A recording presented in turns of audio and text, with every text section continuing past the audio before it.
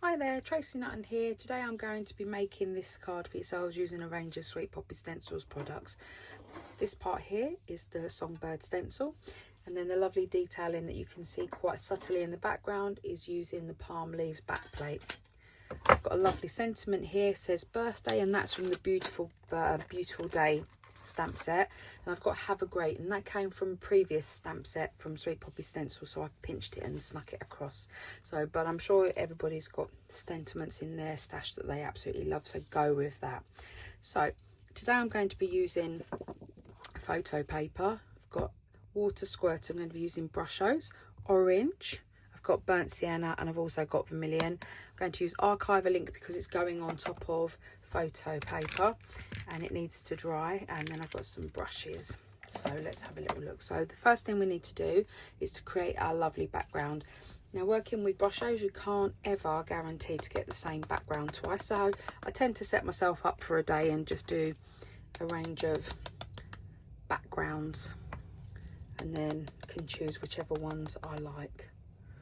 So let's have a little look. I quite like a bit of an orange in here, so let's add a little bit more. Don't need to spread it over the whole of your mat, just down to one side is perfectly fine, because we want to create the C shape with the ink, so we don't want it everywhere. We want to keep it as contained as we can. Give it a quick spritz. You can see quite a lot of orange in this.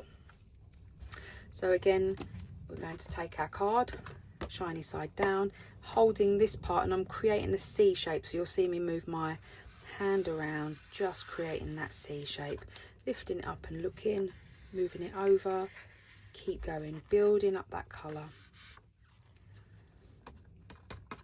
Some beautiful white areas. I quite like that. I think I'm going to leave that one, so let's put that one to the side. Let's grab another piece of card because I'm sure there's another one in this. Let's have a little look and see. Let's add a little bit more orange into the centre here. Give it another little spritz. Okay, and again, photo shiny side down, working our way round, moving fingers as we go, and then I'll show you the backgrounds that I've made today, and then I'll choose one. That's quite pretty. Let's just extend those sides. I like that. Now you can take a piece of kitchen towel, because this is photo paper, it's not going to sink in. I've got a little smudge over there, so I might not use that one, but you can literally blot that off and it will dry more or less instantly. Now with what we have left, I'm just going to spritz this down. Sorry for the rustling of my kitchen towel. Let's just wipe the excess off. Now if you see me do this before, you'll see me do this a few times, because you might think, oh, that's all off, but Brushos have a sneaky way of still being there even when you think they've gone. Grab this little cloth here. See, I can still see lots of Brushos on this. A bit more kitchen towel just to dry it up, and I think we're good to go. So I had a little play earlier, because although it does dry instantly, I would like to make sure that when I'm putting my ink over, that we get a really good solid background. I can see this is still wet, so if I wanted to use this one, I would have to just dry it. Oh, I really do like that one, but let's blot this back anyway. I love the white spaces on this one. So we've got this one. Got this one that's slightly more orange, and then I had a play earlier, and we've got this one that's got more reddy tones to it, and then this one. Oh, this is a tough one. So you can see each of them still have the similar sort of shape, and that one's got a smudge on it, but I'm wondering whether I could probably hide a leaf over that at some point, so I might play with that one later. Decisions, just go for it. Let's go with this one, although I do like that one as well. Right, oh, that was the hardest part of making this card, is choosing which one you're going to go with. Right, let's move the rest of these out the way and let them settle over there. So, magic thing that we need to use is our magnetic sheet. that is our friend for the whole of this card that we're making. So let's pop our background down. Doesn't matter which way around the background goes. Must add that you cannot put low tack tape anywhere near the coating on your photo paper. It will just rip it off. Even though we know how gentle it is just is too harsh for the coating on the photo paper. Let's just lift this over and see if we can protect it as much as we can. There we go. I just need this slightly towards the edge, that's better. Okay, and just going to grab a piece of copy paper.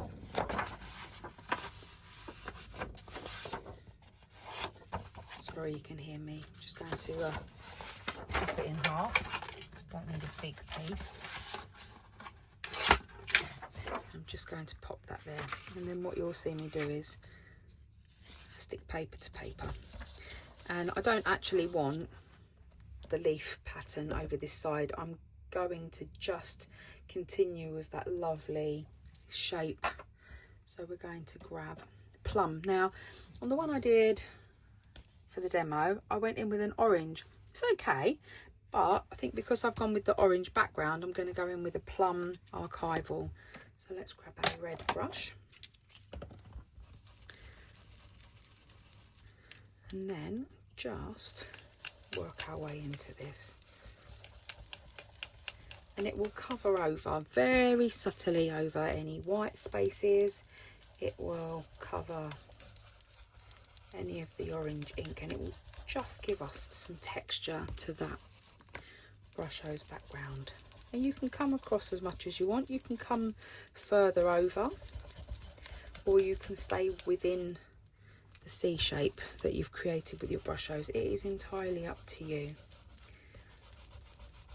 I can now bring the illusion in that the brush hose came further over than they actually did. So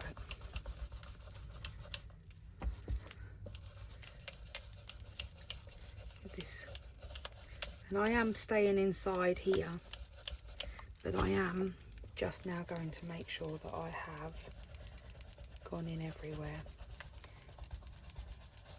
Because we're putting colour on colour, it would be quite tricky to, not impossible, but quite tricky to re-line this up. Let's take that off there. And with any luck, we should have a subtle background. So we'll move in my card, but I will keep hold of that because I will need it later. Just going to wipe my hand because I am absolutely covered in brush hose, so apologies. But because the white is so exposed on this side, any little mark will show up. Any fingerprint, anything will actually show up on that. So to avoid it as much as I can, so let's take this off. Again, bending our background, sorry, our back magnetic sheet, and allowing that to come off, and you can see, oh, that's definitely autumnal, isn't it? So now we're going to grab our songbird stencil, and I want to be able to leave enough space down here. So I am thinking, but I still want our design on at the top, and I still want this to come all the way over. So let's just check that this will fit in. I love these stamps because they come with it already on there, so I can just literally pop that on there and know that this will fit. Yeah, I think it will. So again, can't put our tape on here, but we definitely need to protect our work. So low tack tape straight the way across, paper to stencil, but I will just secure my stencil down onto my magnetic sheet. Everywhere else is covered, so the rest is fine. And now I'm going to go in with my archival ink. So as you can see, mine is well loved. I think it's probably I haven't got a date on this one. It's probably one of my original archivals that I just re-ink. Let's have a look and see how we're doing. Oh, that's good.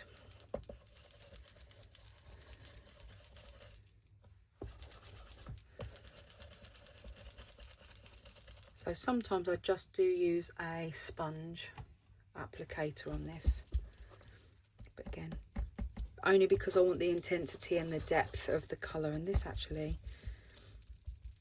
helps to do that. And then I go back in with those lovely brushes just to make sure I've got all the edges. So you can see that instantly covered that. You have to be very careful on this because it's a coated paper or card. It will swirl around, so just gentle and just allow it a bit of time just to soak in and dry. Okay, let's move that one out of the way. Pop that back up there. And now we can grab our brushes. And the thing that I love about these brushes, you can just brush into the stencil, take in all of the ink that's already there and just create that lovely, lovely coverage. Do this one. So again, this is the bit that takes a little bit of time, but well worth it.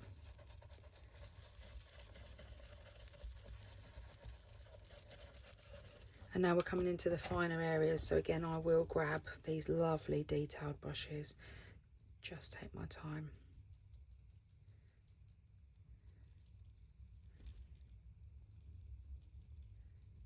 And after we've done this, I will show you how I managed just to give myself a little more detail up here.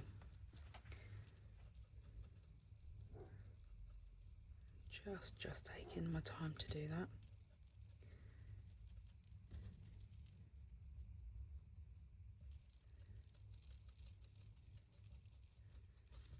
I do love this stencil. It's quite very pretty, isn't it? So again, one more time with this, just making sure that we're bringing this ink off of the stencil. Don't want to waste any of it. And just dabbing it on the bird, making sure that we've got all of the little delicate areas. Just see a little bit of orange up there. So let's move this out of the way. And then I'm just going to add a little bit more detail up here. So again, making sure, look, see, I get ink everywhere. I am the world's worst. I said the same in my last video, I was covered in ink. Right. So move this to the side, bend, pull, release. So I'm looking up here and I am thinking that I would like it to look as though we've got the stem coming this way. So what I'm going to do is I'm actually going to clean this stencil. Now, because this is archival, it won't wash off. So what I tend to use is an alcohol based hand sanitizer. I absolutely think that this is brilliant. So a couple of pumps, gently dab. This is quite a solid stencil, so I'm not overly worried about giving it a wipe. And I'm wiping it nowhere near those. I don't want to buckle my stencil.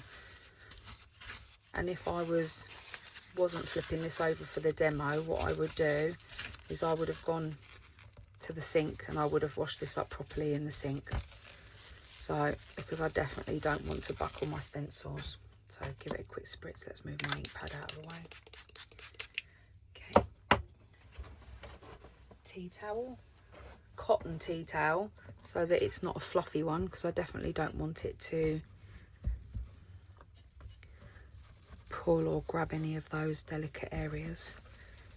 And then just give it a quick wipe, and then I can flip it over. Okay, notice the way that the only place I'm rubbing is on the solid areas. When I get to here, I'm patting. Usually I let them dry on their own. Okay, let's just make sure that this is lovely and clean. And then sometimes if I'm using them instantly, a bit of a hot blast just to make sure that there isn't any water on this, because again on the photo card it will show instantly. So that's that done. Pop this back over, magnetic sheet, and this time I'm flipping this way so you can see that this part will now join up. So I would like it to come from underneath the bird, so let's just do this from underneath the bird and out to that lovely edge.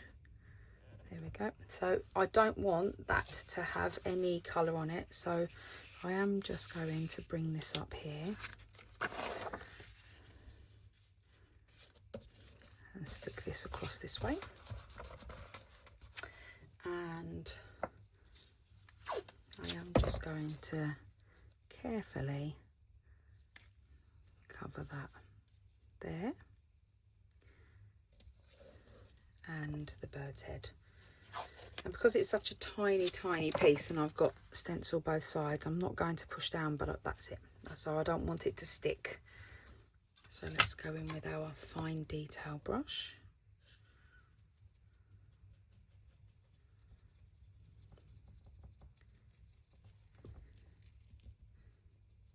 I am going to use that. I do love that sponge applicator. Everybody's different. You really have to use whatever works for you. It's almost like I quite like the idea of I pop it down and it goes onto the stencil itself, and then I use the brush, the finer detailed brush, to be able to bring that ink in, have a little bit more control over it.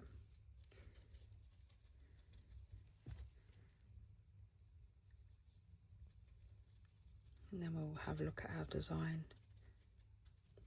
I didn't have to flip it over, but again, it's just nice to know that you can use these stencils in so many different ways. Don't have to just use them how they're designed. And then this will give a really nice background. Let's put this out of the way. Carefully release this tape. Do this one. And this one. There we go. And if we're slightly off, I think we're okay, but if we're slightly off, oh, see, I've got a little tiny bit there that didn't get. That's okay. We just grab really fine, make sure it works, fine liner, and just dot into those. There you go. And on here I've got just a couple of dots that's just gone outside the bird, and right at the end what I would do with those is I would just tiny white pen just to dab that out. So this is the basis of our card. I am going to now add our sentiment, and for that I definitely need a stamp press, and I'll show you why. So you place your image on your stamp press, and then what we must do is anti-static. So the archival ink is great for this, but what it does do is it sticks straight down. So I don't want to ruin all of our hard work. So I'm just going to anti-static to try and help it not stick as much as it would. So then we'll pop that back over there. Take our happy birthday, or have a great birthday. Just gently tap, blow that away, sorry. Acetate down, just lining this up. So when you're stamping onto a coated card like this, what you need to do is just make sure that you build the colour up gently. Let's just move this slightly higher. There we go. It's quite a nice shape, this. It fits beautifully in there. So let's put this down and bring it back up. And I will just take this. Oh, lost me birthday. Let's do this again. Push it a little bit harder. That's it, I've got them both now. So I just want to make sure that they are straight.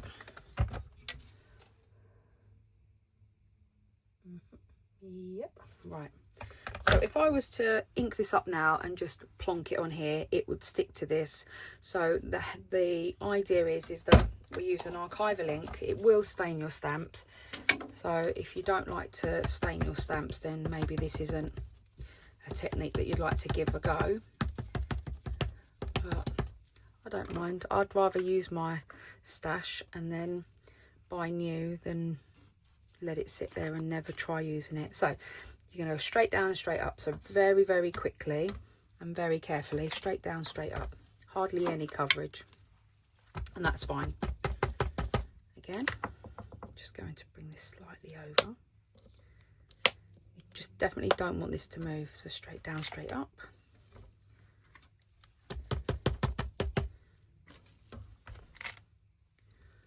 And you can hear every time that I'm doing this, it's less sticky. And that's because the ink is now on there, and now I'm just inking on ink and not on the coated card or paper. There we go. And now this time it can go down and I can actually give it a press. There we go. It's all done. So that's really important, and that's the only way that I've managed to find to do that without ending up taking some of your coating off. If you do find that you've taken some coating off, or you've got some areas that haven't quite inked, that's okay. The important part here is that you can still use a fine line pen just to tap in and just fill in those. I do take the time just to give my sentiment a quick wipe, even though I know it won't come back clean white again, but that's fine. I definitely believe that your crafty stash is there to be used. Right, let's move this over here. So I've got a card base already for it to go onto. Just need to find my backing sheet. I'm just going to have another quick look and make sure that I'm happy with all of this. Look, I am grabbing, I think it's about a number 3 fine line pen. This one just happens to be a micron, and then I'm just going to go in and just highlight any bits that are missing. There we go, and I've just got a little bit on the H. But apart from that, everything is done. And again, because this is a permanent pen, it will dry more or less instantly. So let's grab our layer to go behind. Now if I was to turn this over and stick it on this is great. This will stick to this and then I will cry a lot. So the piece of paper that we used on the other side earlier, to pop this down so that we can put some glue on it. Before I do that, I just want to make sure that it's actually going to fit. Oh yeah, I'll be able to cut that down. So pop this over. I'm going to use a wet glue. I'm definitely not going to spend a couple of minutes looking for my double-sided tape like I did last time. Apologies for that. Okay, again, move this over, bring my background in, gently flip it over, line it up straight down. And I'm not going to rub this with my hand. I'm going to put the paper over and give it a rub. Because as I say, any fingerprint at this point will transfer onto your work. 100%. So you can see that I've got to trim just around 2 edges. That's fine. So I'll bring my trimmer in. Carefully lift. Have a little look at what we've got.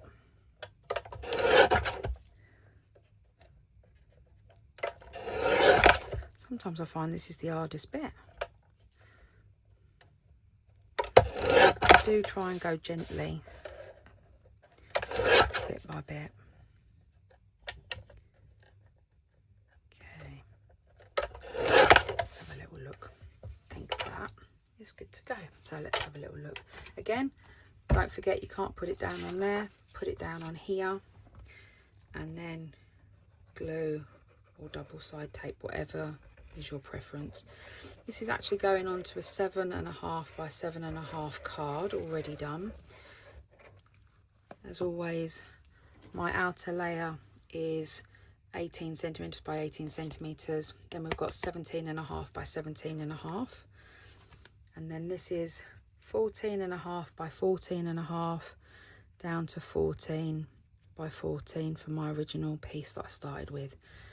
And I am just going to just gently make sure that this edge is on. And then this is our card made. So again, you could use any colourway, you could use any stencils. It's just a technique. Again, once you've got the idea of the technique, then you know you can go wherever you want. Again, as I said, if you don't like those tiny little dots there, a little dot along here, don't be tempted to touch it or do anything with it, just leave it, gone. And there we have it. So slightly lighter combination, slightly more autumnal, this one. I like this one a lot as well. Again, 2 birthday cards, perfect, and ready to send to their recipients in a few weeks. So thank you for joining me today. I hope you've enjoyed what I've showed you. I hope you've enjoyed the technique. I hope you give it a go. It's a really great technique. So, and if you do, please tag me so I can have a little look and see what you get up to. But thank you for joining me today. Enjoy the rest of your day. Take care. Bye for now.